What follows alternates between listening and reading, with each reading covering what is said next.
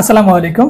বর্তমানে হচ্ছে বৃষ্টি শেষ পর্যায়ে, আর সামনে যেহেতু মৌসুম আসতেছে চাষাবাদের জন্য, অনেকেই হচ্ছে এখন লতা জাতীয় সবজি চাষাবাদ করতে চান।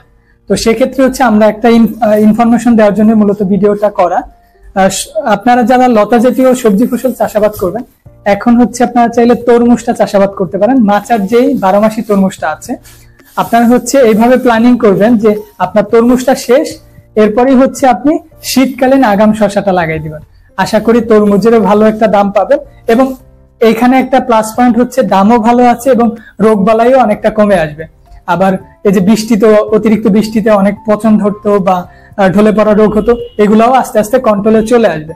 তো আপনারা যারা লতা জাতীয় সবজি ফসল চাষাবাদ করবেন, অবশ্যই তরমুজটা চয়েজে রাখতে পারেন, এবং হচ্ছে পরবর্তীতে ওই মাচাতেই আপনারা শসা লাগাই দিবেন।